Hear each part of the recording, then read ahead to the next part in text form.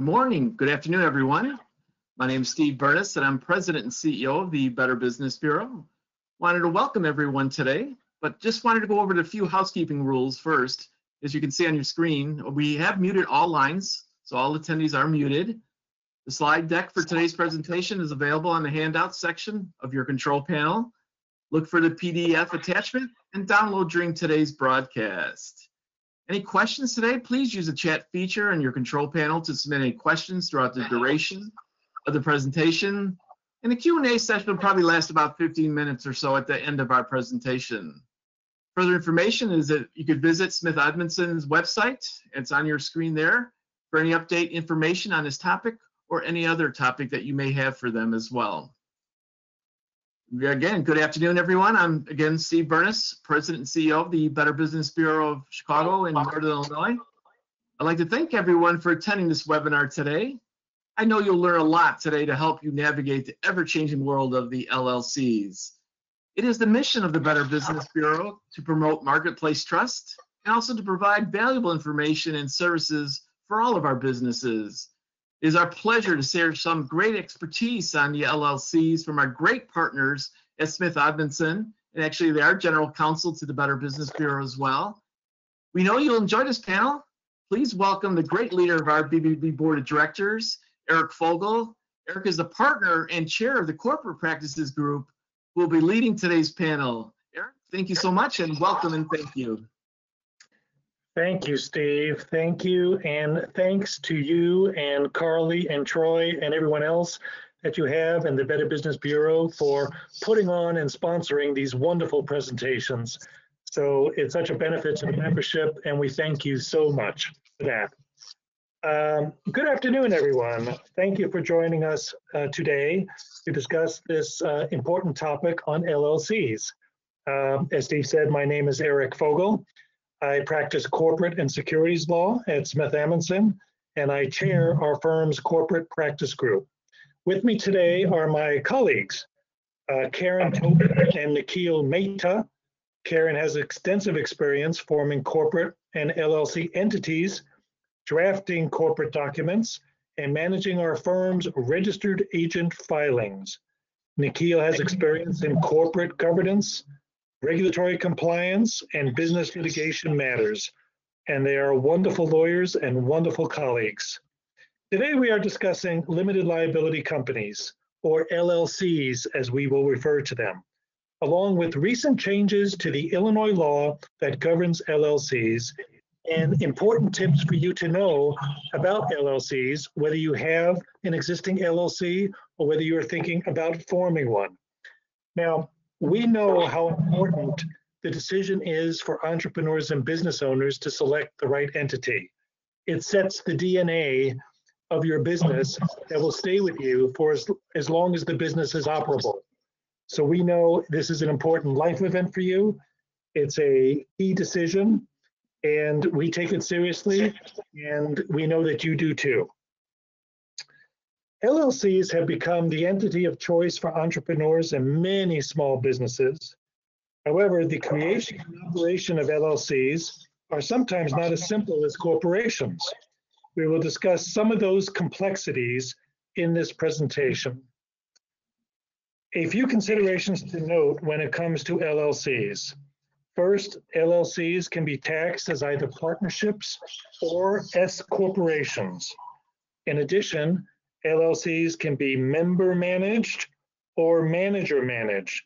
In other words, managed by all the members or managed by managers who are appointed by the members. To be manager managed, you will need an operating agreement. We will discuss this later in our presentation.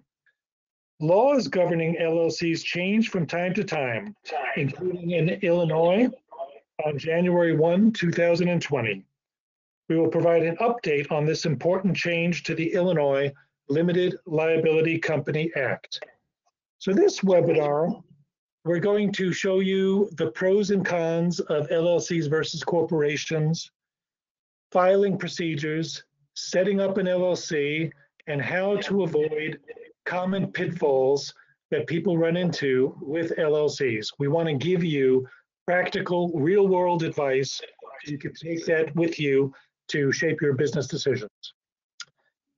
LLCs have become a hot topic over the years, and LLCs have significantly outpaced corporations in terms of filings in recent years. Next slide, please.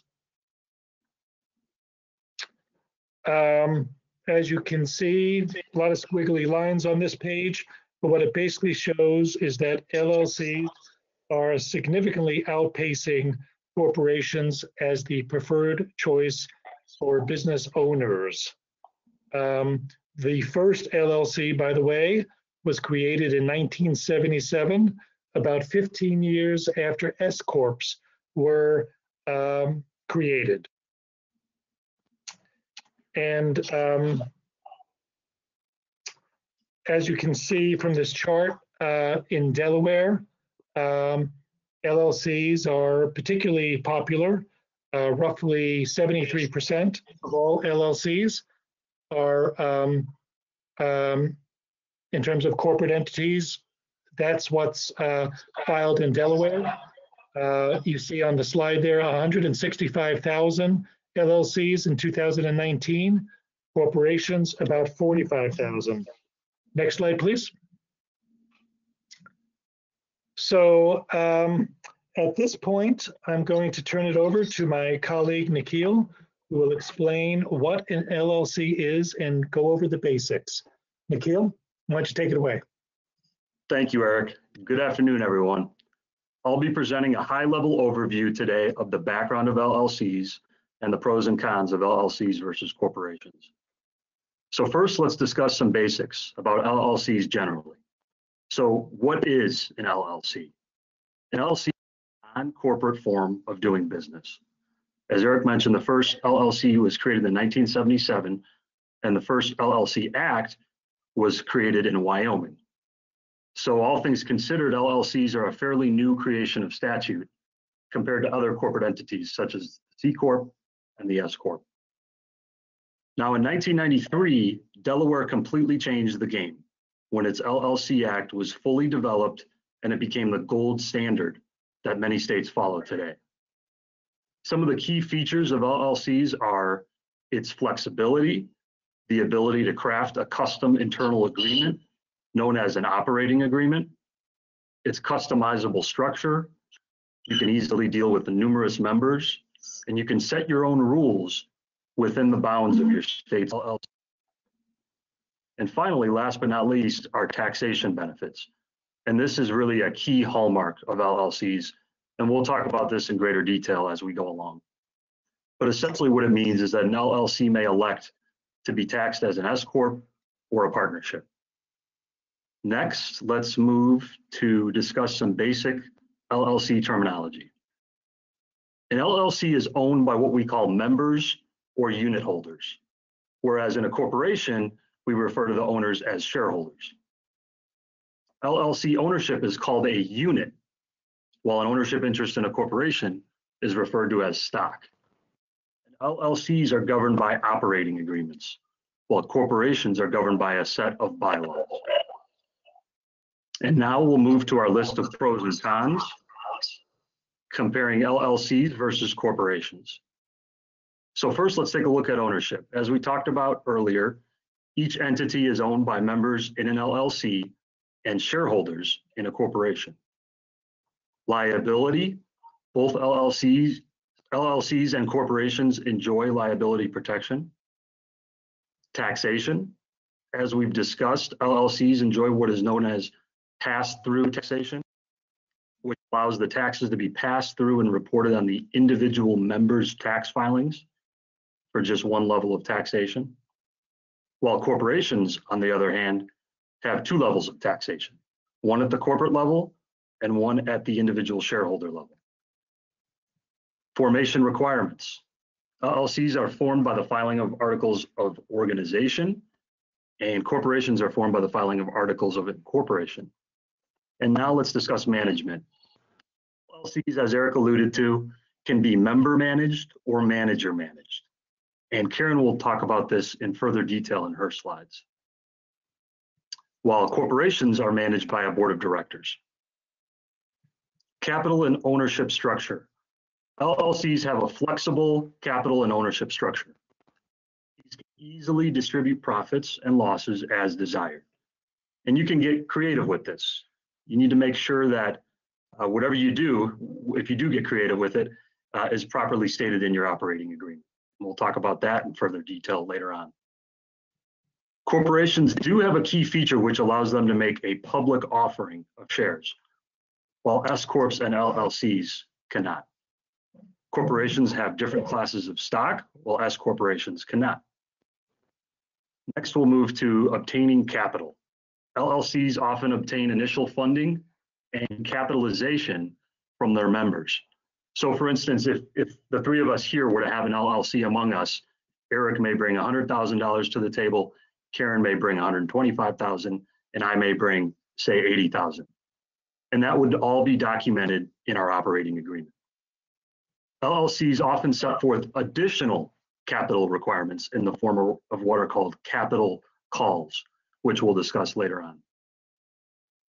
Now, C Corps are flexible. They offer for greater involvement if you plan to have many investors, for instance, hundreds of investors, or if you plan to go public. S Corp generally have the same capital structure as C Corps, except you cannot have more than 100 shareholders in an S Corp. You can have shareholders, and you can't have different classes of stock.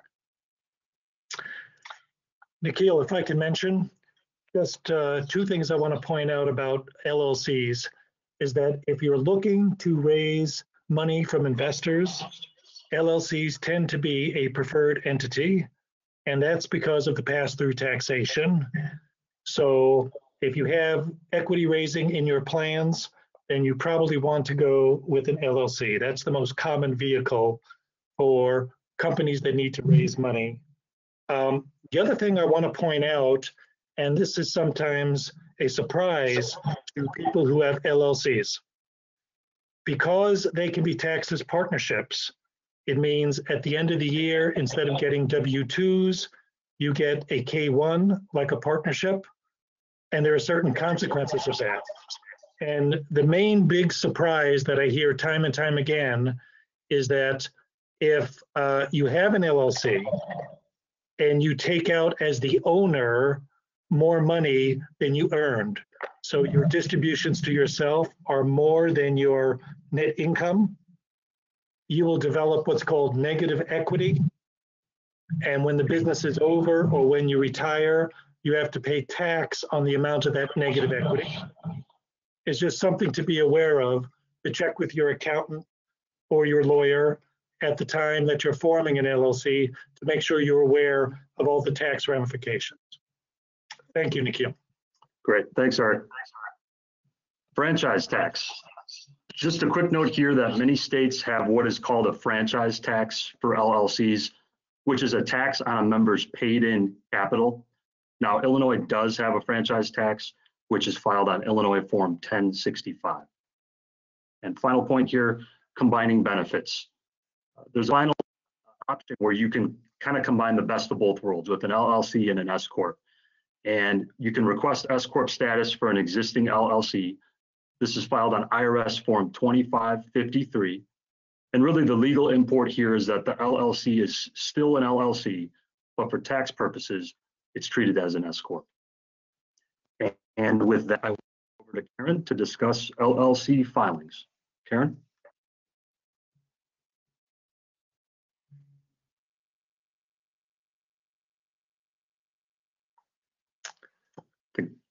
Karen's on mute. Yeah, it looks like we cannot hear Karen. I'm so sorry. There we go. One thing I forget. Great, thanks, Nikhil. So this is where I come in and I help you file your articles of organization. We do this on Form LLC 5.5. At the end of the presentation, by the way, we will have links for you to a lot of the forms that you use for filing these documents. So Governor Rauner actually reduced our filing fees drastically for many of the filings in the state of Illinois in 2017.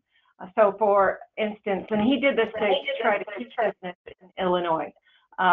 So this was reduced from $500 to $150, which was amazing and wonderful. So we're doing a lot more business in Illinois for formations. What do you need to know before you file your articles of organization?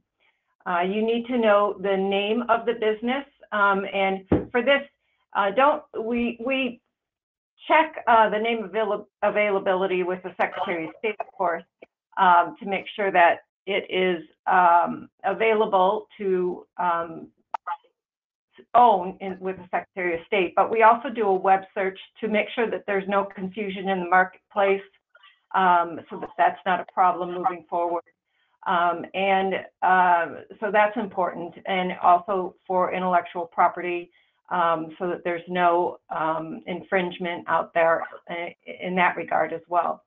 You also need to know who your members or owners are going to be, and give thought to what percentage of ownership they're going to have, and who might have majority ownership or equal ownership. So give careful thought to that. What the address of the business is going to be. It can't be a P.O. box. It needs to have a street address. You need to know who your registered agent is going to be, and that is someone that's going to receive service of process. We do have a company at SmithAmundsen, which is SA Law Agents, so we can serve as your registered agent. And we have had that for years, and we've got it down fluent to a really nice system for that, and we can share more information with you about how that works if you want to give us a call on that. And you need to know whether it's going to be managed by the members or the managers, and we've mentioned that earlier in the presentation, but you might be wondering, why would you want either one? And most often, you know, some people might have an LLC where the owners aren't heavily involved in the business, and they want to designate someone as the manager to run the day-to-day affairs. So you'll have LLCs that have managers that manage their business, and some that are owner who are member managed. So you can have it done either way. That has to do with the flexibility, one of the aspects of the LLCs. And you also need to know whether your profession is regulated by the IDFPR, standing for the Department of Professional Regulation. If it is, then you need to have the purpose clause in your articles reflect the purpose of the LLC and what it does. Otherwise, it'll be kicked back by the IDFPR, because you have to register your LLC with the IDFPR as well, and you'll have to redo your articles. So yeah, this next screen here goes through the actual questions of the articles of organization, and your name of the LLC has to end in limited liability company or its abbreviated form LLC. And here's where you list the principal place of business, and it will ask you when you want it to be effective on. You might, for instance, want it to have a delayed effective date for various reasons. Maybe you're trying to have it be effective after the first of the year for tax purposes. You list the registered agent name and address. If you're not home if you're trying to be your own registered agent, you need to be available from 9 to 5, Mondays through Fridays. So if you're someone that is in sales and not home during the day, that's not going to work very well for you. The purpose clause is next. This is where most of the time you have for any lawful business, like it states there in number 6, but this is where you put in your purpose clause if you are, for instance, your license is, if you're under the IDFPR and your license is registered with that. So the duration of the company, usually we have perpetual in there, but if you want it to only be effective during a period of time, you would enter a date here. Next slide, please. And then you finish it up here with additional questions. And you do have to list here your members and your managers in number 10. You have to enter their addresses as well. We recommend putting in the business address for privacy reasons instead of the home addresses of the members and managers, which is completely fine. The filing fee right now is the $150 on non-expedited fashion. You can pay an extra $100 to have it formed within 24 hours if you're against a time clock. Right now, you can call and find out how quickly they are forming things, because it does change depending on how things are running with the Secretary of State. Next slide. They also have what's known as series LLCs. These we commonly see with real estate holdings. And they are, the purpose of them is to be able to have a master series with different, for instance, buckets underneath that you can have separate ownerships and separately segregate your assets and liabilities underneath a master LLC. So, and it's less expensive than having, say, 4 different companies, for instance. And you can have as many series as you'd like to underneath. Each one of those series, though, does need to have its separate FEIN numbers for all of them.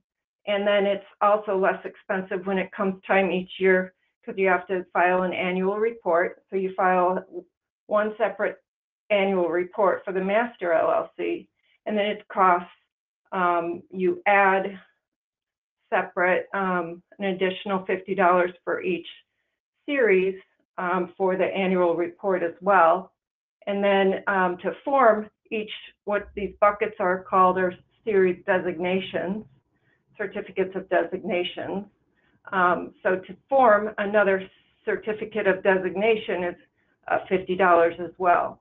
So before Governor Bruce Rauner reduced these, it was $750 to form a series designation, or series LLC, and now it's $400. That's been a popular thing for real estate.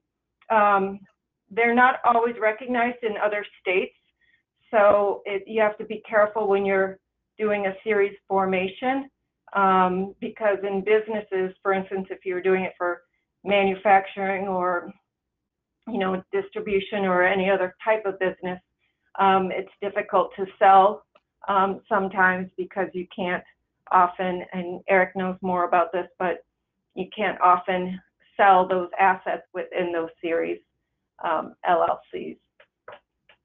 This screen talks about how to obtain your federal employment identification number.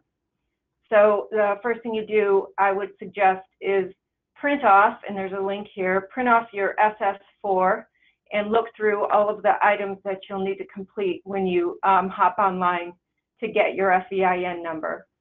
You can do it by fax or paper, it just takes longer.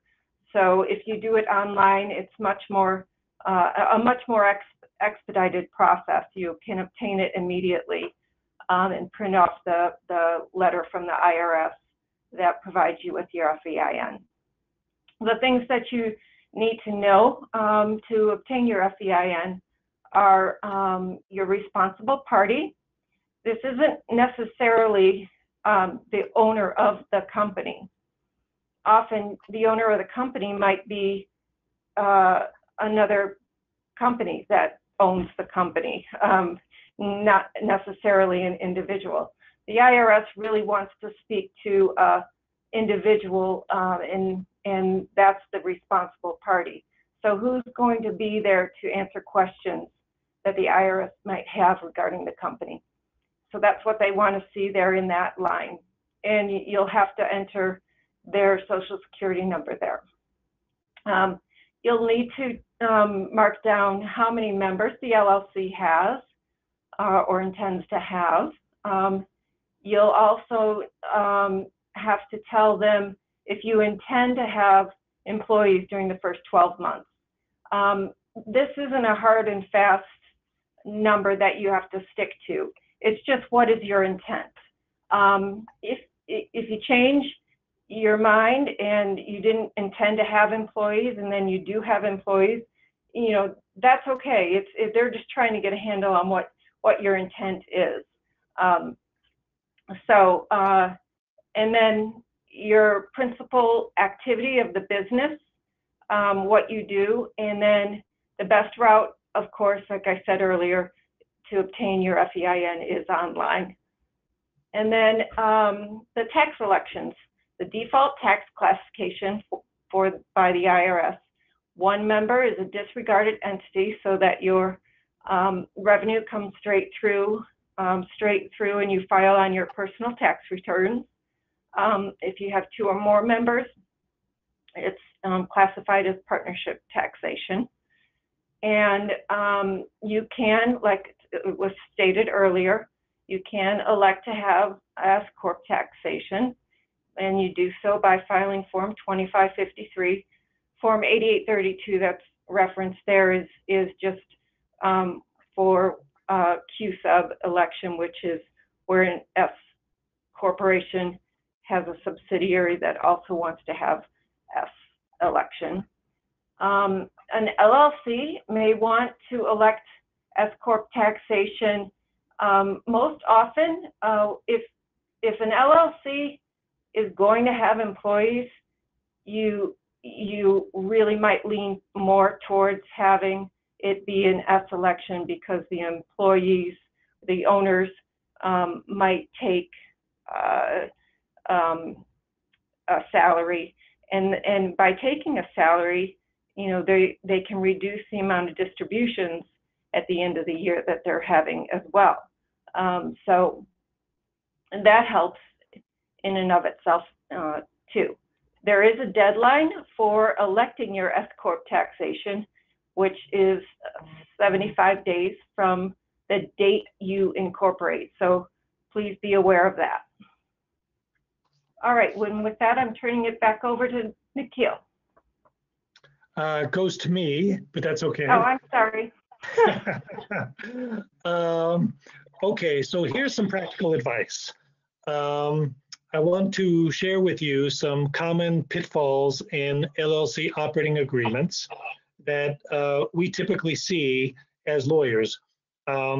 What is frequently the case is people will form an LLC. They know that an operating agreement is required. They may pull it off the internet or get a 5-page operating agreement or a 10-page operating agreement, and it doesn't cover many basic things that come up in the life of business. So we want to go over what a couple of those hot spots are.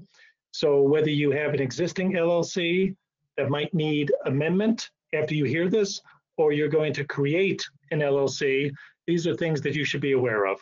So what I want to go over primarily are what I call the 5 life events. So for instance, let's say you have a couple of partners in the LLC. They're called members.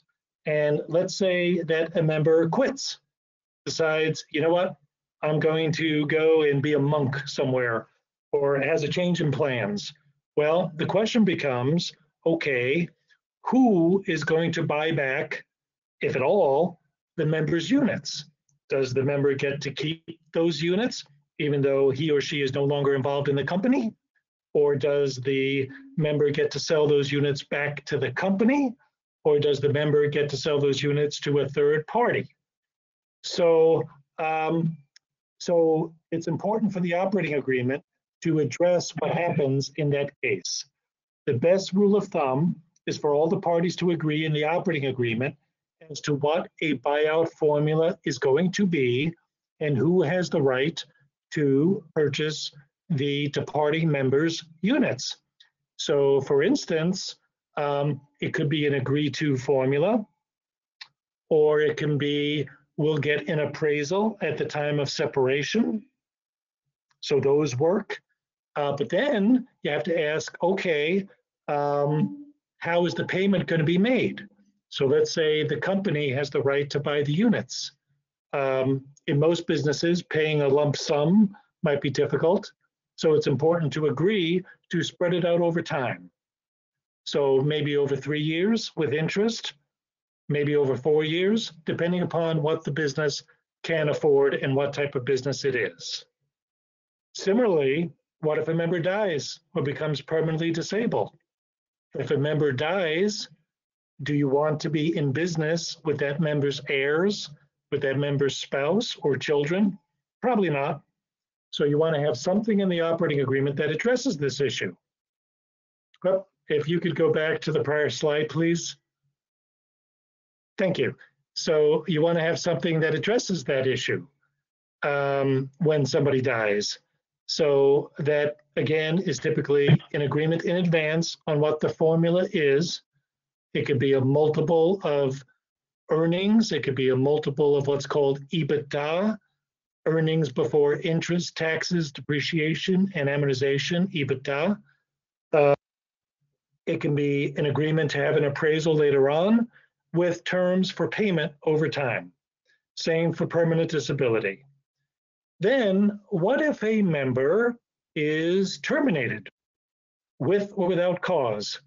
Maybe the business can't afford to pay all the members a salary or distributions, and the member is terminated. So what happens in that case? The member is no longer associated with the business. Who gets to buy back those units? And what if a member is terminated for cause? What is for cause? It's typically defined as acts of dishonesty, embezzlement, self-dealing, gross insubordination, not showing up for work, extreme negligence. You get the picture. But if somebody is terminated for cause, what should be the buyback formula in that case? Normally, it's reduced. It can be reduced to whatever the formula is.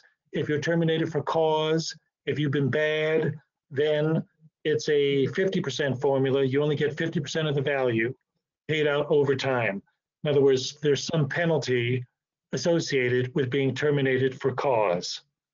What if a member becomes divorced and it looks like the units are going to go to the other spouse? Well, you probably don't want to be in business with the other spouse. So you want to address in the operating agreement that if a member is going to get divorced, that maybe the company has the opportunity to buy back those units at a formula or at an appraised value. So those are life events which should be addressed in every operating agreement, because you don't want to address them when it actually happens and there's been no discussion about what happens. So for instance, when a member dies or a member retires, what happens? You want to have the conversation up front when people are drafting the operating agreement and everyone is rational. And there are no other third parties like heirs or divorced spouses who have to impact or influence that decision. Then another pitfall that we see is associated with deadlock.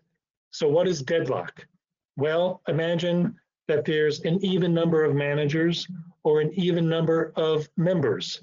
What if they can't agree? What if it's 50-50? And let's say it's a very important topic. It might be the hiring of a key person, like a CEO. It might be buying or selling significant assets of the company, entering into debt arrangements, or maybe raising capital. So let's say the parties can't agree on this. What happens? Well, what's important to have in the operating agreement is something that breaks the deadlock. And frequently you see provisions that the parties will try to agree among themselves, maybe go to mediation, maybe recruit the services of somebody that they all respect in the industry to try to be the tiebreaker. But if those efforts fail and the parties can't agree, then what we typically see is a buyout provision where one side makes an offer to the other side. It's sometimes called a shotgun provision, shotgun buyout.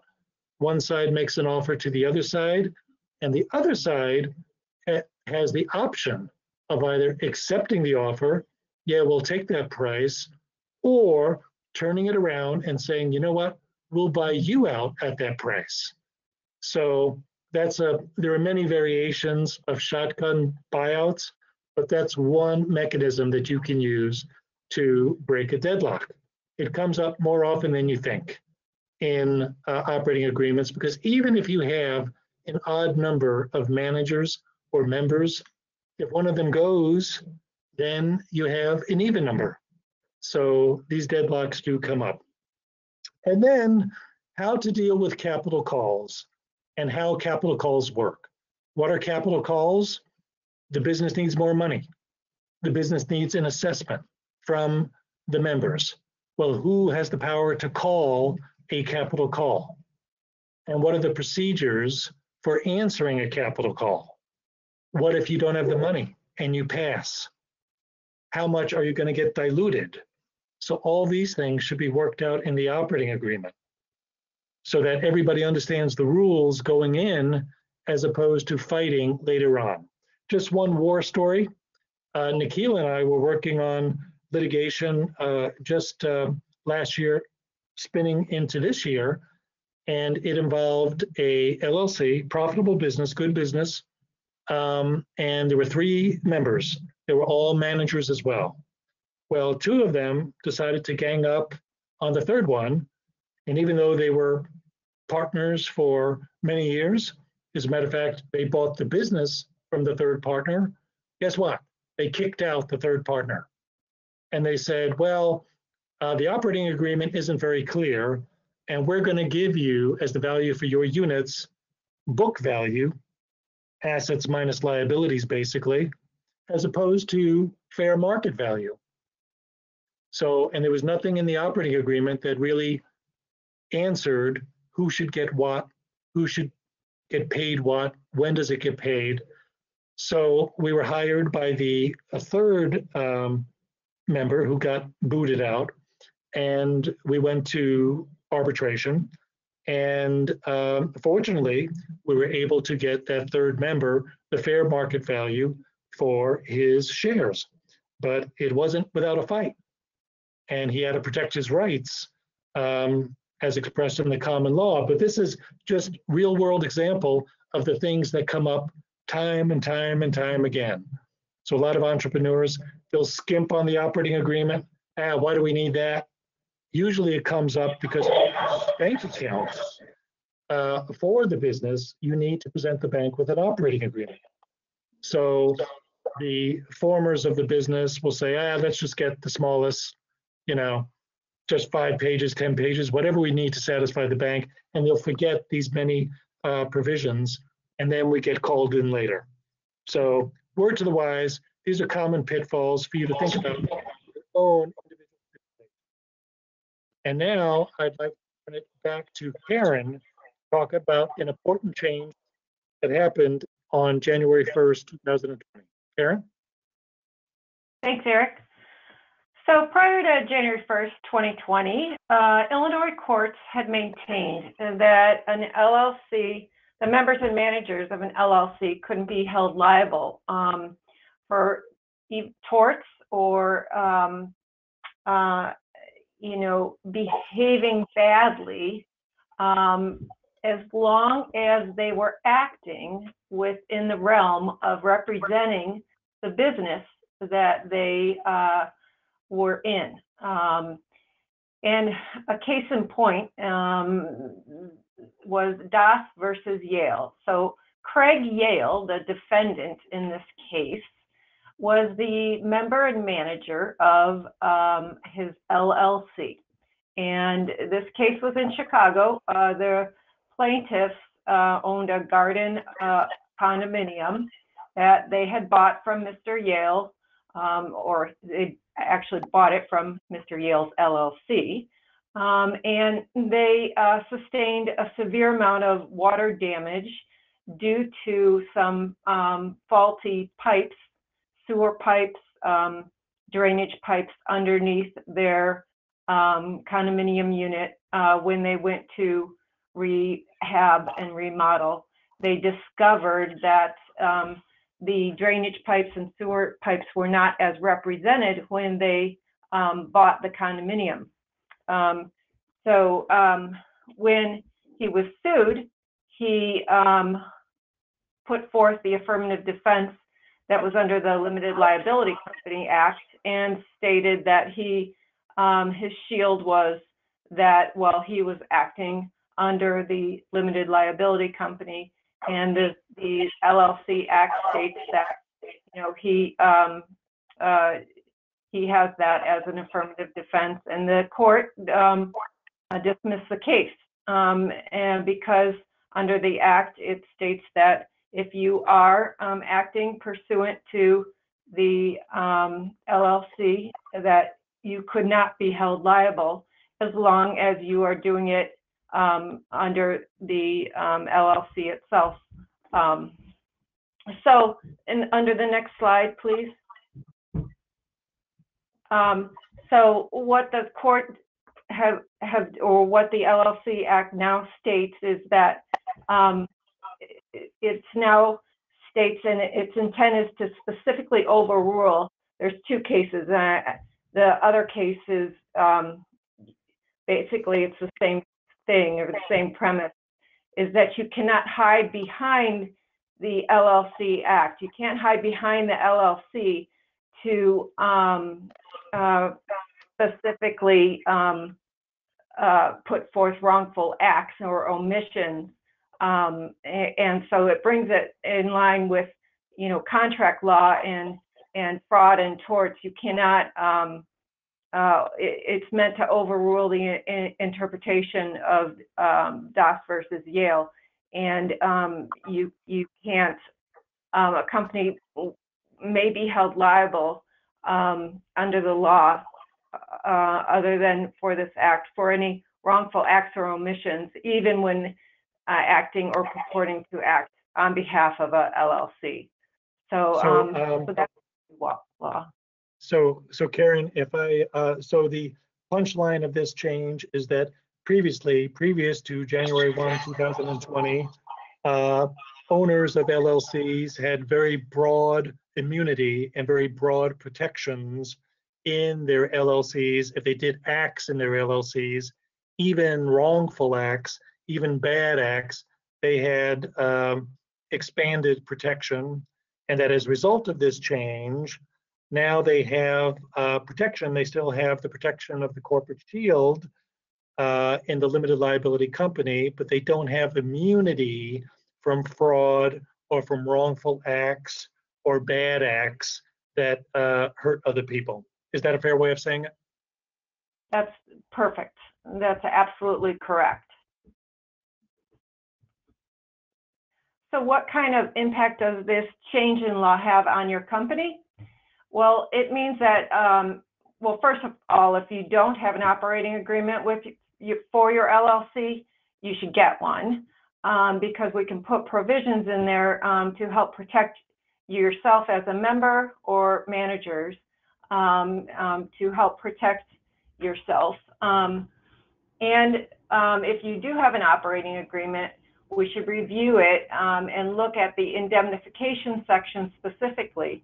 And by what I mean by indemnification sections are the provisions that indemnify you, meaning come to your defense by the company to protect you should there be some allegations against you as a member or manager, and make sure that they're robust enough to stand up for you should there be something that happens. You should also take a look at your insurance policies and make sure that they are up to speed with the growth of your company that you've had in recent years, and also make sure that they're in line with what your business is doing today. And also make sure that your company policies and procedures are being followed and that they have been updated and looked at recently, and make sure that the people that you have working for you have reviewed them and are following them. And with that, I'm going to give it back over to Nikhil.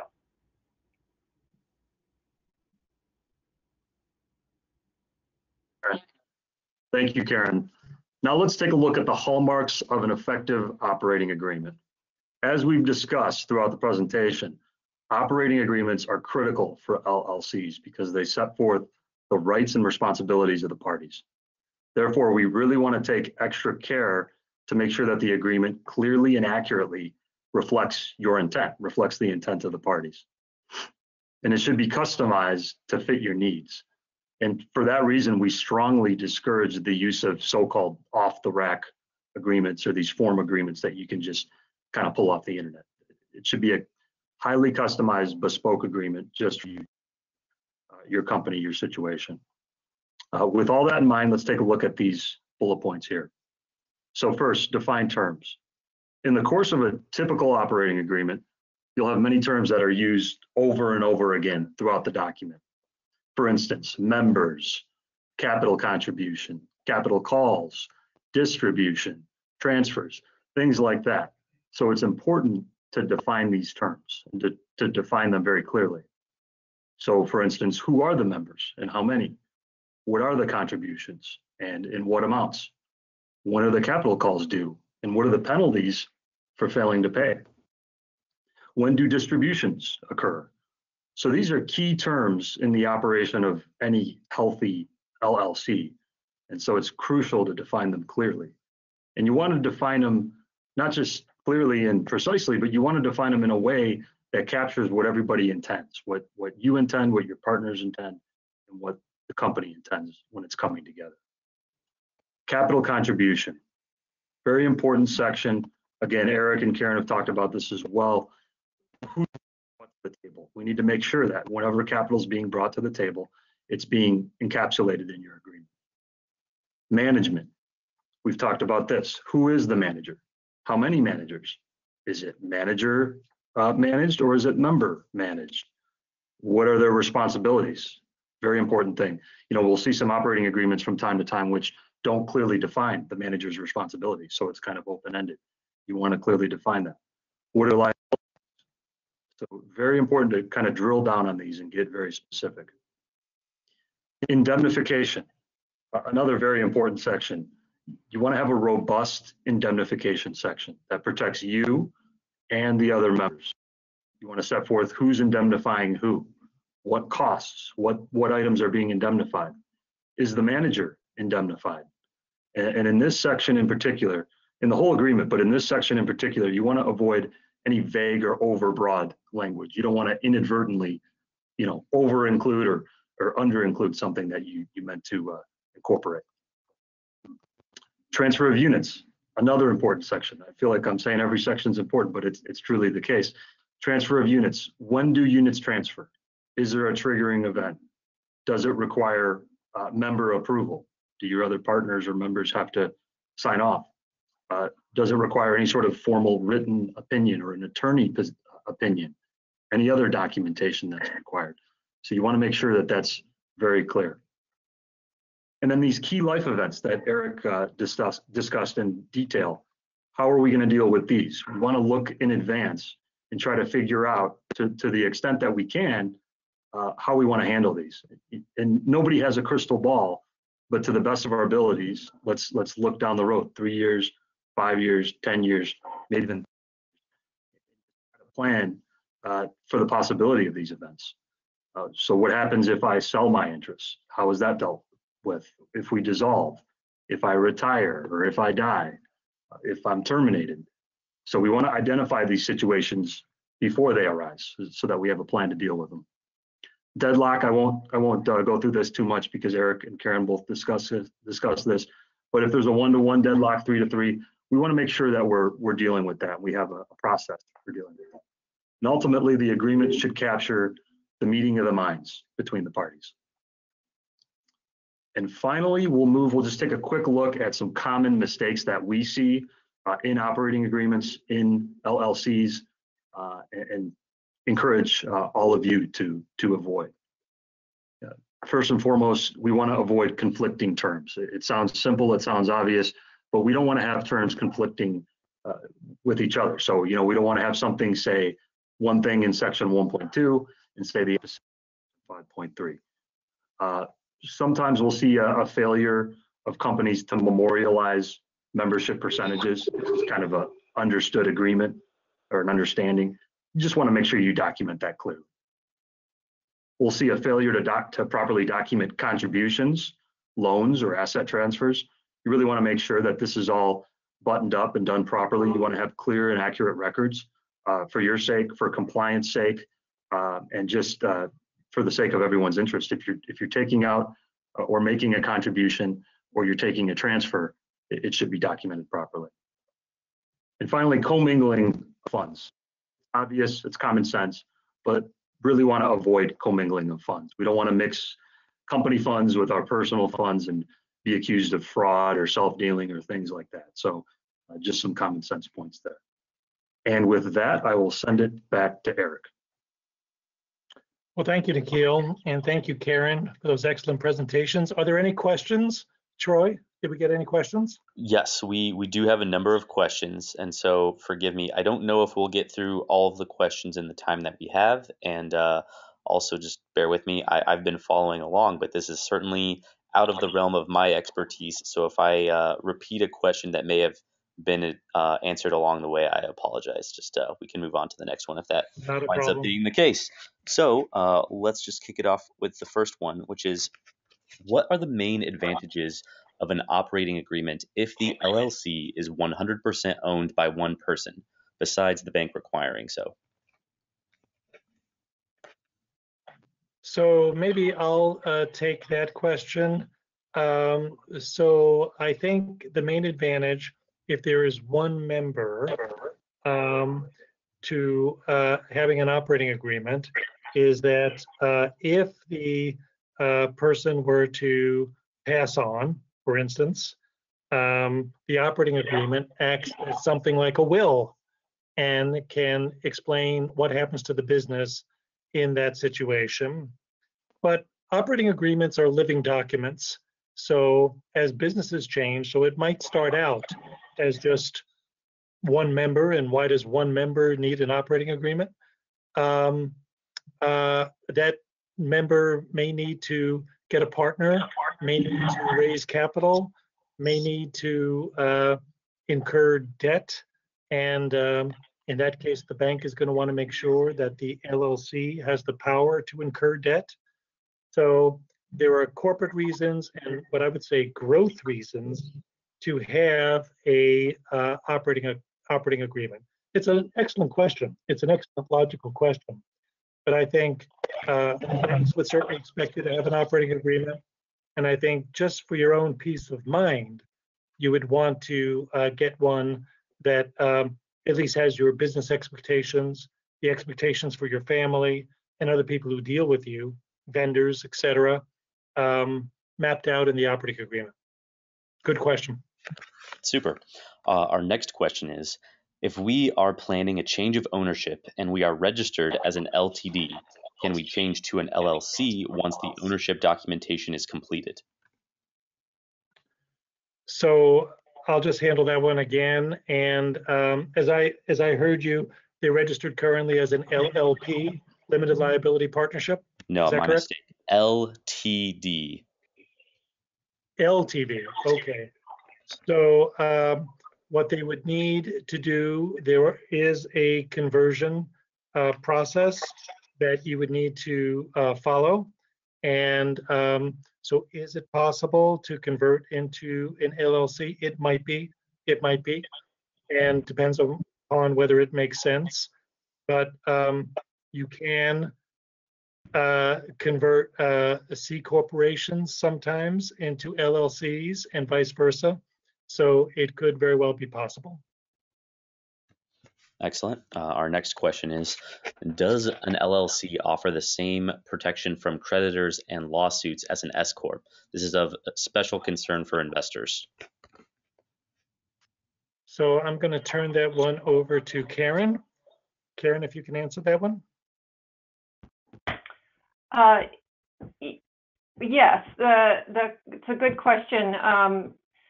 The same protections an LLC would offer the same protections as a C corp.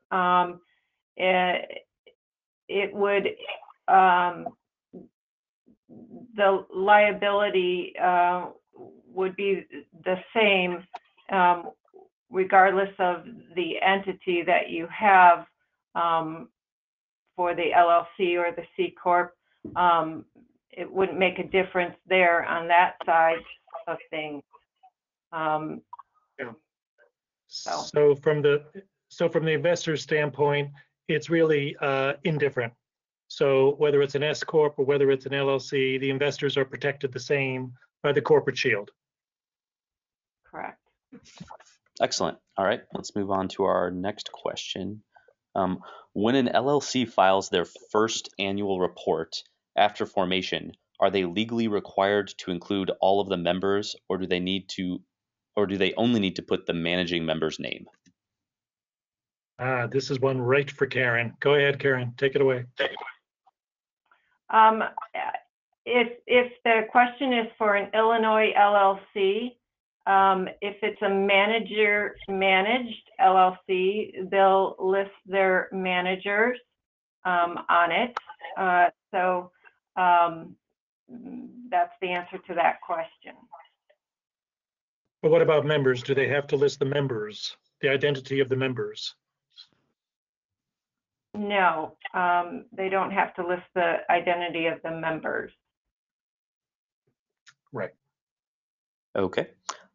So this next question came in two parts. So bear with me as I navigate communicating this. We have, excuse me. For example, a franchise auto dealer. Is the task of an accounting firm for a company organized as an LLC versus an S corp simpler, less expensive, or how does it differ? And that's the first part of the question. And then it says, further to my last question, franchised auto dealer, if I form a new dealership as an LLC and take on investors, are all equally liable for the mistakes or lawsuits created by one?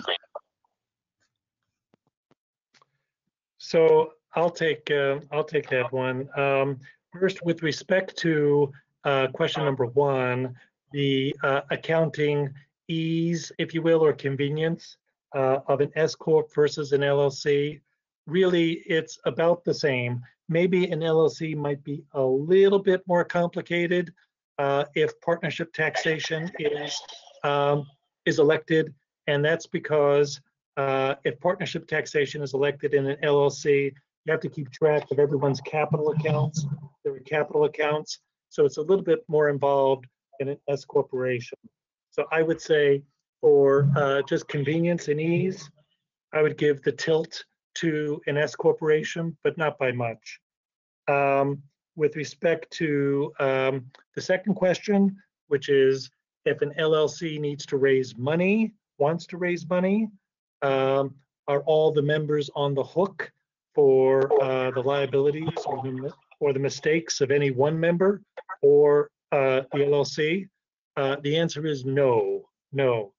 So this is another good reason to have an operating agreement, because the operating agreements will say that the mistakes and faults and wrongdoing of one member does not affect the other members, and the mistakes of the business of the company does not make the members personally liable.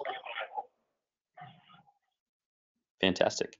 That pretty much gets us through the questions that have come in. So I think that would probably be a good break point right there. Okay. Well, those were excellent questions, and we're so grateful that we got that kind of response. So I just want to thank again the Better Business Bureau for sponsoring this presentation. They're such a wonderful organization that provides so many benefits, and we're so proud to serve as their outside general counsel. If you have any questions about limited liability companies or any corporation, or you just want to get some questions answered, please don't hesitate to give us a call. You see our biographies on the slide in front of you.